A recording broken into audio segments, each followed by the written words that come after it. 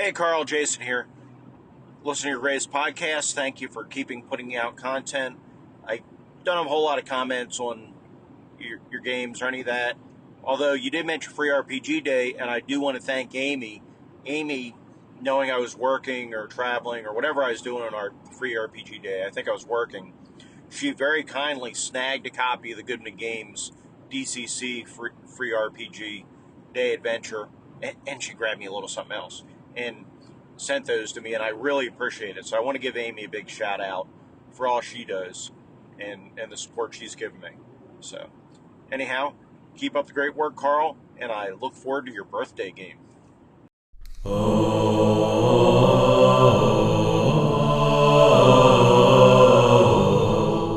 Carl Rodriguez is the GMologist, GM extraordinaire, the GMologist.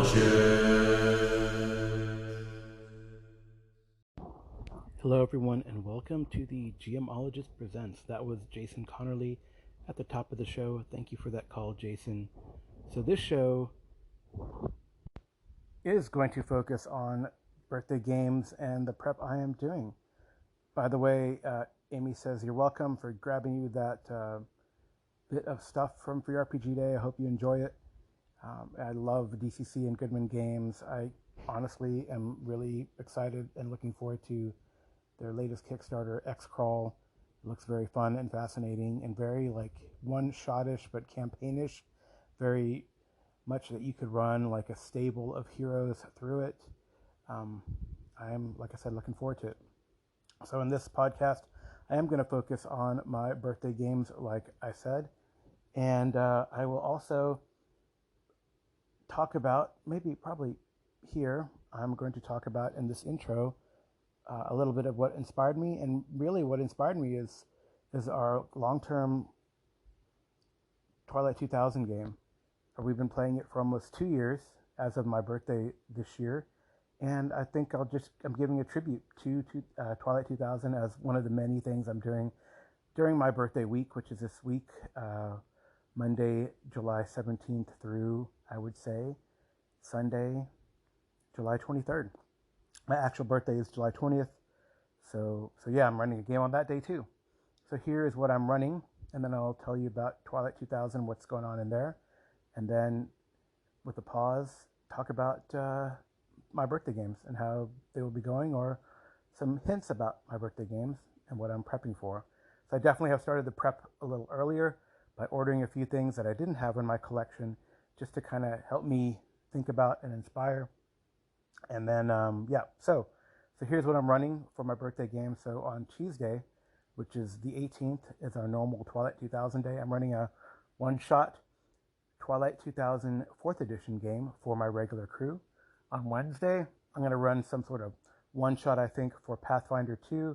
We finished Abomination Vaults. It's Abomination Vaults week, but we don't quite want to get into the next step of Abomination Vaults, although I have bought the stuff for Fantasy Grounds. So maybe we will, maybe we won't. I think one of the people who plays Kingmaker with us, who is not normally available on the off weeks, is available. So maybe we'll do Kingmaker. Who knows?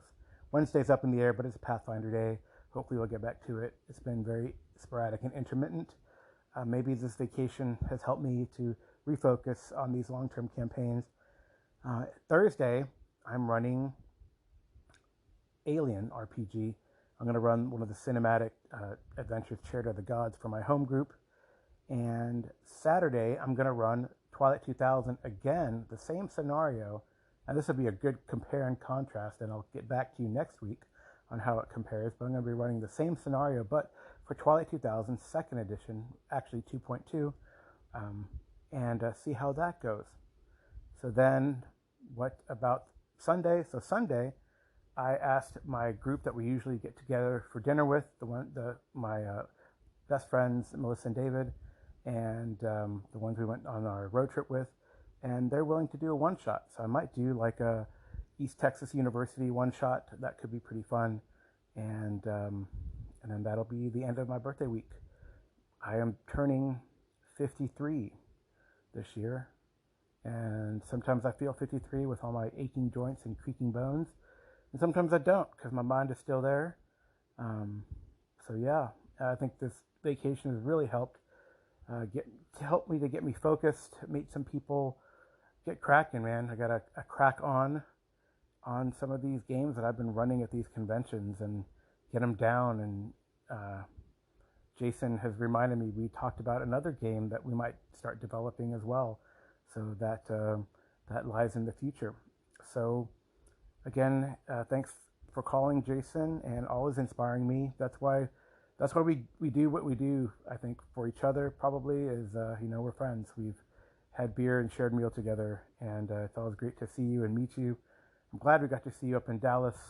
Hopefully, one of these days we'll see you up in your neck of the woods, visit like Chancellorsville or other places around where you live, and yeah, maybe there's like a mini con in the works, somewhat centrally located, where there's a brewery nearby or next door or part of. Um, we'll talk about that in the future as well. So, all right, brief pause here, and I'm going to recap you on our last Twilight 2000 games, and then talk about birthday game prep.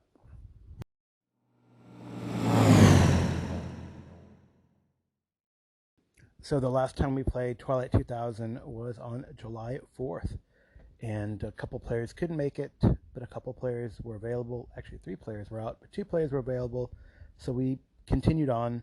It worked out really well. Players gave us permission to use their characters as needed, and it started out after that battle at the crossroads there near Otvok, which is about 20 kilometers or so from Warsaw, and the survivors, the Free Krakow Coalition, I'll probably call them the FKC, had heard about this Baron Zarni, the Black Baron, running out of Warsaw, who also had in his as one of his henchmen this admiral guy who was blocking the passage to the Vistula north of Gora Kalvaria. They'd had a small battle skirmish at Gora Kalvaria and stopped anyone from leaving or surviving, chasing down those that did flee, so they could not warn their masters.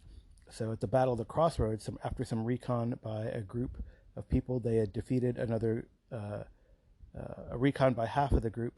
They had defeated a group of marauders there at the crossroads in the employ of the admiral and terrorizing Otvok, and found and liaison with the local villagers. So now they have a connection there. They gave them some guns, and then what Jonesy did, he said, "No, we're not gonna fall back because we don't. They're gonna come reinforce, at least, even if they didn't hear what was going on with all the ruckus going on at the beach in their beach party, where the flotilla is docked. They're gonna send people in the morning. It looked pretty obvious that's probably when the shift is gonna be.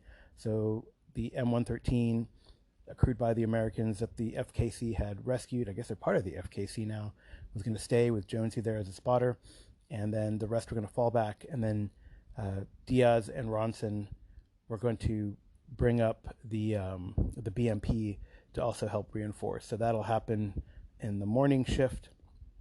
Meanwhile, back at camp in the morning, when the morning arrives, Kasha, Sam, St. Florian, 2 of the villagers from Gora Kalvaria are transporting the prisoners and the dead bodies down to the Polish forces that are run out of Lublin, and attract the bounty, collect on the bounty that is, as it was advertised by the Polish forces stationed around Lublin and surrounding area. They are taking the Gaz-66, that had been converted to an ambulance that they stole from Russians a while back, and they drive.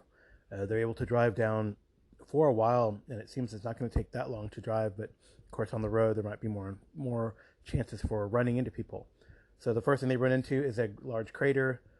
Looks like a nuclear attack crater. There's a wreckage everywhere. They even see like a dead body, but they do not approach it. They give it a wide berth, which adds time, but no rads. So eventually they get to a town. I think it's Krezhnish or something like that, and they find that it is populated. Populated is not the word. It is garrisoned by about 20 Polish troopers. Kasia tells them what's going on. She says this is a matter of utmost importance, and says I also need to talk to the people I met in Dublin. So she convinces the garrison commander to send 10 troops in support. They will take a vehicle, like I think it's a ZIL, and that they can drive their people in.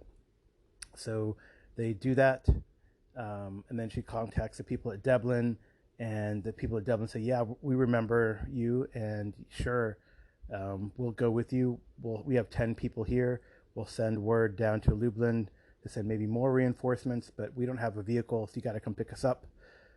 They drop off the prisoners and the dead bodies. They really don't collect a bounty. They just say, "Look, we're helping you. You help us. We don't need a bounty or money, but just your support in this endeavor against this Black Baron dude who they've heard of." In fact, the forces of Lublin have encountered the forces of the Black Baron on the east side of the Vistula, and been driven back from some of the towns that the Polish army out of Lublin had occupied. So he's an enemy, and sure, they'll help. So it works out. They go pick up Dublin, come back. While they were gone, because that took a few hours, while they were gone, there were some American stragglers who had come into the village, and the villagers had turned them into the garrison. Unfortunately, a couple were killed, and maybe they resisted or whatever, but one was not dead, and Kasia was able to stabilize them, and they have like another ally that they could use, an American ally. They looked like they were starved, and rumor had it, or word had it, that they were trying to like steal chickens from the villagers and were caught. So anyway, they learned that the marauders had been all executed and all dumped into the marauders that the player characters had turned in, that the Free Krakow Coalition had brought there, and they had been thrown into an unmarked graveyard with the rest of them, the rest of the marauders, that is. So anyway, they all pile in, the Polish into the ZIL, and then the Free Krakow Coalition leading the way in the Gaz, and head back, again skirting the crater. About this time, it's sort of the late, late in the afternoon shift, and then they see someone along, kind of there on the side of the road, and definitely it looks Russian, according to what Sam and Kasia see. So they also spot someone in the trees. So they see them. They see the Free Krakow Coalition folks, Kasia, Sam, and I guess St. Florian, see them. And then, Kasia sends St. Florian into the trees to see what's going on with that guy. And she goes and talks to the person out front. They learn that through some browbeating and fast talking, Kasia gets out that this is like a group of people, that's not the wrong word. They are remnants of a Soviet motorized vehicle division, a Soviet division. I think it's a Soviet 12th, like motorized division or something like that. And that this group was sent out here with, the intent of trying to gun down, shoot down any of the Baron's forces that broke through out from Warsaw, and then try to go south. But they were kind of lost. Unfortunately, St. Florian finds that the person in the trees is like a sniper, so shoots him with a crossbow, and then finishes him off. And but Kasia's already kind of got this guy on their side, the guy that she was talking to, like the Ford Observer, and they learn that this group has a howitzer. And so they're like, whoa, an artillery piece, a legitimate artillery piece. So they convince him to take him there, while the rest press on. So Kasia jumps in the ZIL, and they learn that the howitzer, they're kind of lost because it was slow going, because the howitzer, they didn't have any vehicles to tow the howitzer, so they had like a team of horses to tow the howitzer. And they also learned that these are that the people are half Kazakh, half Russian. and the Kazakh don't really speak Russian. So anyway, it's a strange situation. This Soviet 12th is against the Black Baron, and actually they learned that has a CIA person working with them. So these could be friendlies and could help in the situation in Warsaw and along the Vistula. So eventually they get to this place. It does delay them getting back to Gora Kalvaria, but they get to this place, hitch up the howitzer, which I think is a 155, to the Zil, and then get going back. And eventually they reach Gora Kalvaria late, and then the horses and the rest of the artillery group. It's another group about 8, I believe. I think it was 8. I think it was, yeah, that seems about right. Maybe not. Maybe it was 10, but now it's 9. In any case, Kasha gets back. She's brought, and it seems like they got a lot of people with them. So I think Amy and Gabriel did really well, with Gabriel playing Sam. And they brought back a 152 millimeter howitzer, an 82 millimeter mortar, 30 soldiers, 20 of which are Polish, 5 Russian, 4 Kazakhs, and 1 American, a Russian sniper rifle, and also intel about the rogue Russian forces, the Soviet 12th, near Warsaw. So made some allies, brought some reinforcements. I think now they have enough reinforcements to kind of do a multi-pronged attack from Otvak and from the Vistula and from maybe even the west side of the Vistula with this howitzer that can fire, from kilometers away. So I think they got it going on. It's a great, the mission worked. So Kasha's side mission was successful. And again, like I said in my intro, the Twilight 2000 has sort of inspired me for my birthday game. So I'll stop here and continue on with what's going on with that.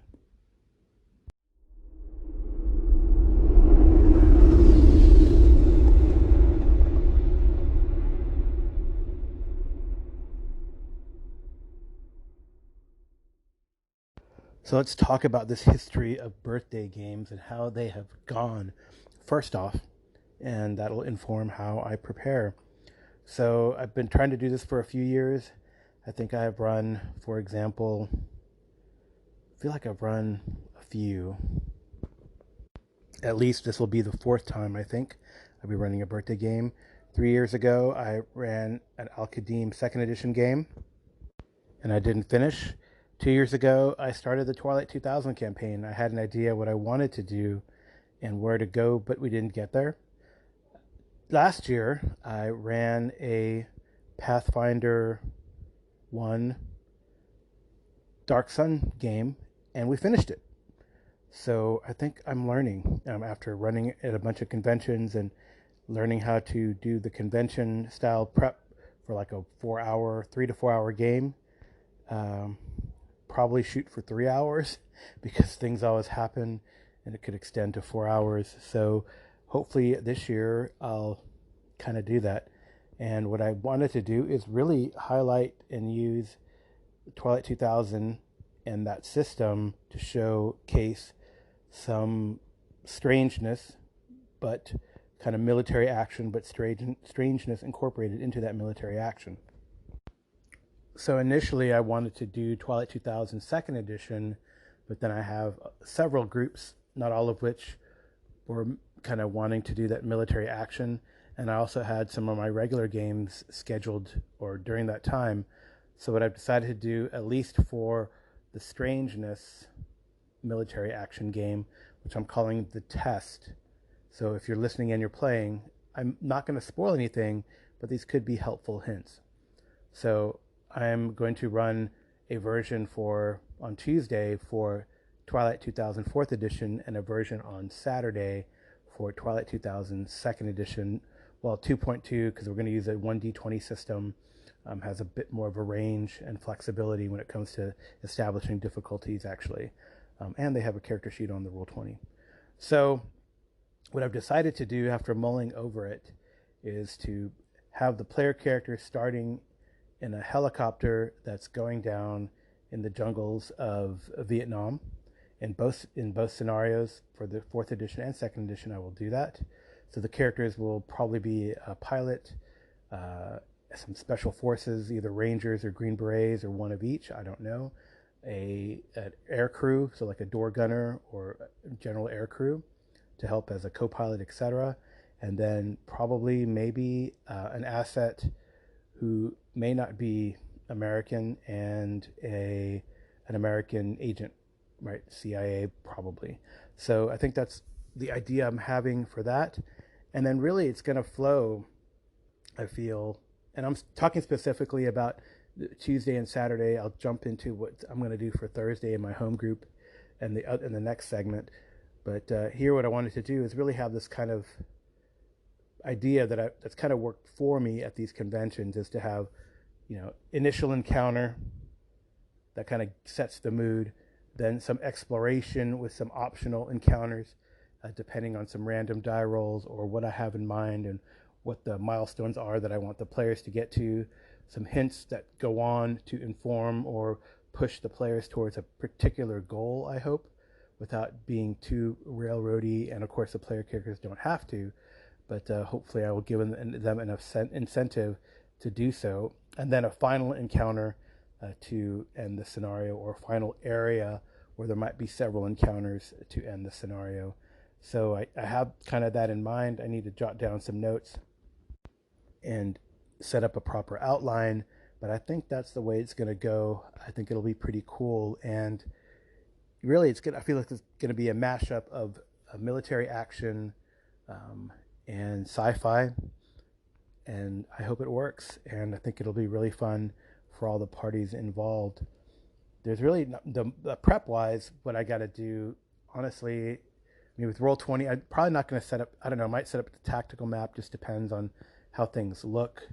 It'd probably be pretty easy with all the assets I have to set up tactical maps. It might be fun, like the crash site, a few like maps for the terrain and where they're going, and then of course the last thing, which I could probably find something for, no problem.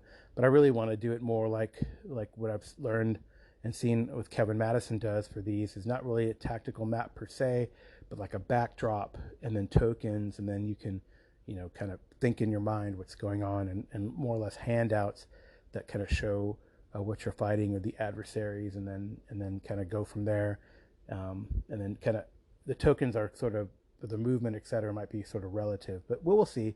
I mean, Twilight 2000, at least Twilight 2000, well, both of them really worked on a grid system, and this fourth edition really uses like hexes, 10-meter hexes for generally outdoor combat, and I believe it was like 2-meter hexes, or 2-meter squares for Twilight 2000.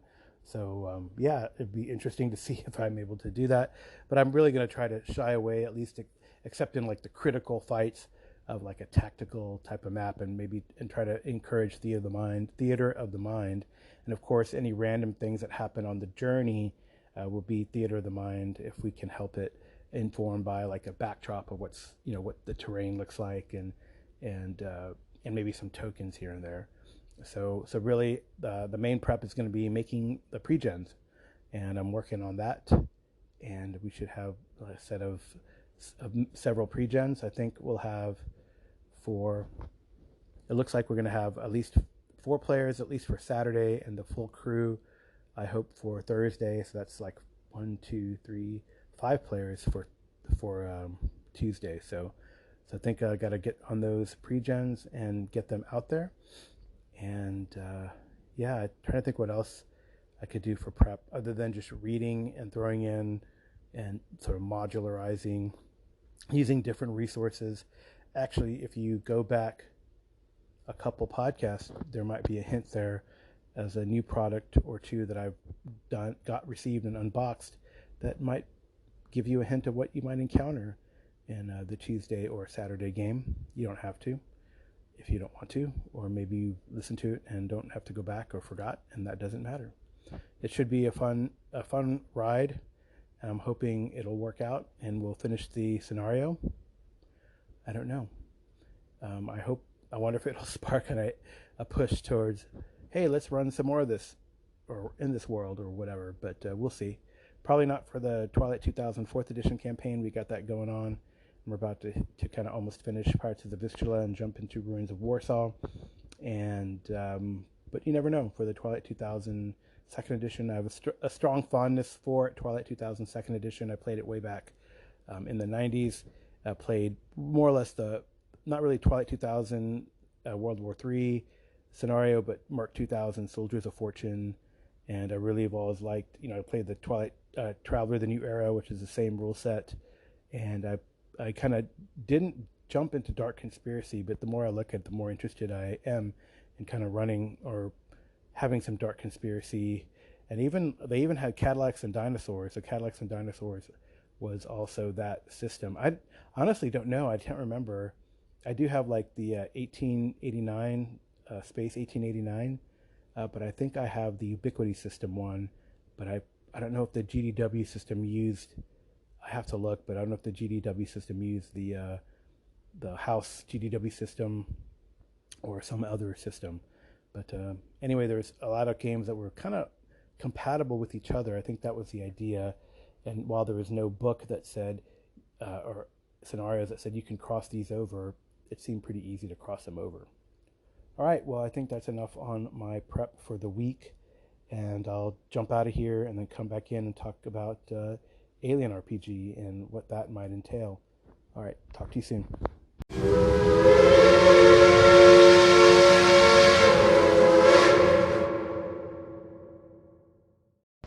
Prep for the Aliens game is a little easier. I have the Alien starter set, which I have not actually opened. And I have this product sort of on PDF with the Kickstarter. You got the PDF and then a print copy of Chariot of the Gods, The Adventure. But I don't have the starter set and all the fun stuff that goes with it. So I decided to purchase it. I heard it has a lot of reuse value, so we will see. So here goes the opening of it. It's all wrapped up. I got it at Dragon's Lair, San Antonio at the Medical Center. And let's see what it's got in it and how that will help me prep. All right, it's opening. It's opening. Okay, inside, first of all, we see 2 more sets of dice. So it's a Free League dice. We're 6, and it's like gear dice. I think it's stress dice and regular dice. So dice that you add attribute plus skill to roll, and then the stress dice that happens as things go by. Stress increases, and you get another dice, which is good and it's bad. It helps perhaps increase your chances of succeeding, but also can cause you stress depending on what you roll. A 6 for success, a 1 for bad things happening to you. It's supposed to mirror like the horror of aliens type of scenario. So yeah, so there's more sets of dice, which is great because I have 2 more sets that came with the Kickstarter, so that makes my dice total about 20 for each. So I have a lot of dice to use. All right. Next, there was a pack of cards, and those cards, I could see that they're cards that have the initiative. So initiative is done with a D10, cards, and then it's 1 through 10 on the initiative. So people draw the cards. So that has the initiative cards that are there, and then we have personal agenda cards. Ooh, that's great. So personal agenda cards for each of the characters that the police will choose, and we will give them those different this is better than printing them out and cutting them up for sure. There's different agenda cards, for the different Mittler's agenda for Act 2 and 3, Davis's agenda Act 2 and 3, etc. So I think that's great. I can just hand those out as we go. So first of all, like for Act 1, etc. So I'm definitely going to try, as part of the prep, to get the player character sheets since I have them on PDF, out to the player characters to see who they decide to play. There's like a couple silica gel things. Maybe I should leave them in there, I guess, so things don't get messed up and full of water. Then they have, it looks like character cards. So character cards, I think this looks like for the NPCs, I'm pretty sure. And I don't know if it's for PCs as well, but it definitely looks like it's for the NPCs, for the character cards.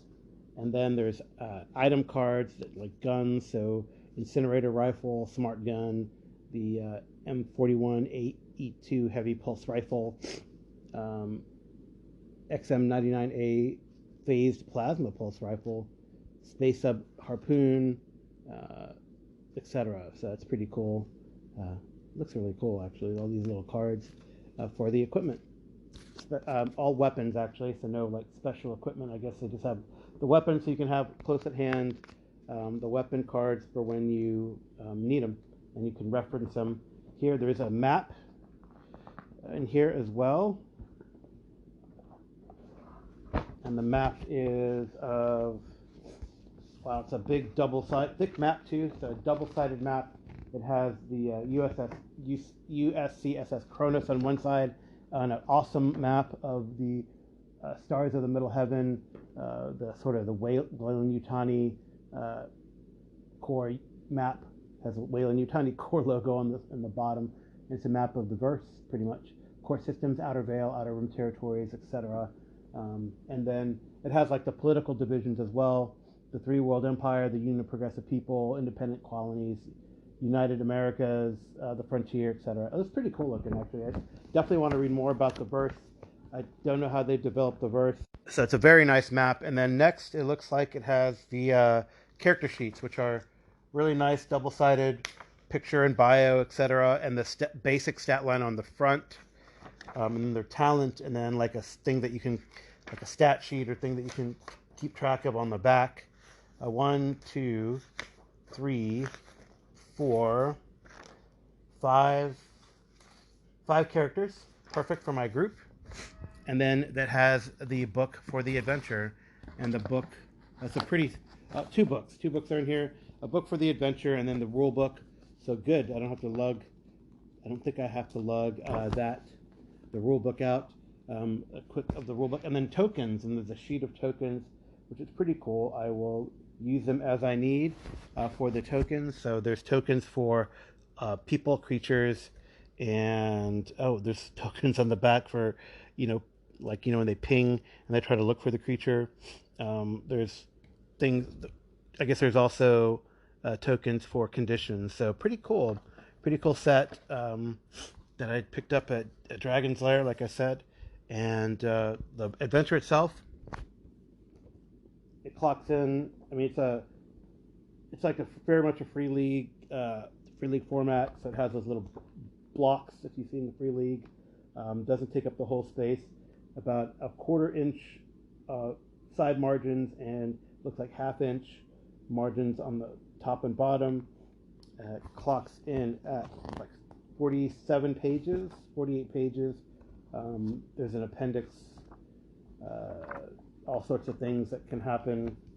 So pretty cool for that, Chair to the Gods. And then the rule book, the small rule book, clocks in at looks like 100 pages, and this has again the table of contents is very much free league, where it's a columned table of contents. It looks like it has five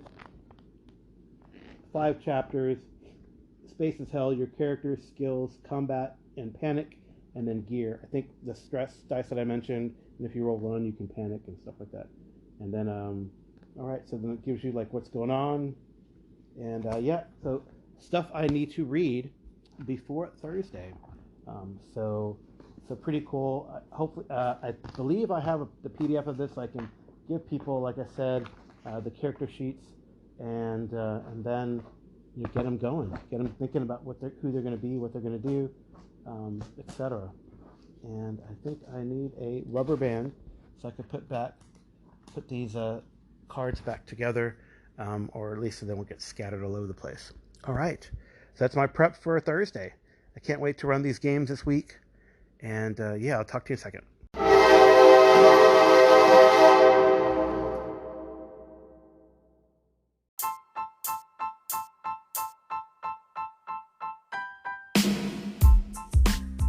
All right, let's get out of here. Thank you so much for listening.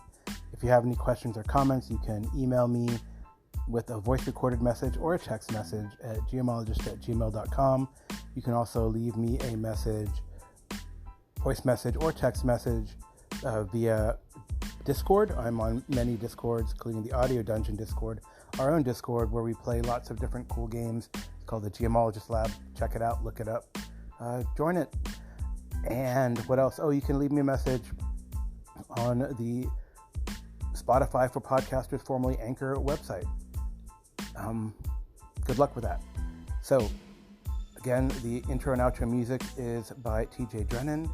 The cover clip art is by my wife, Amy Lee. And thank you all for listening. One more thing, I'm doing one of those, if you're on Facebook, I'm doing one of those Facebook things where you ask to raise money for a charity. And this year's charity for me is to fund the suicide hotline and suicide awareness. And I'll put a link in the show notes here. Do not feel obligated to do so, but it's something that right now is close to my heart. So thank you so much for listening. This has been the Geomologist Presents. Good night and good rolling.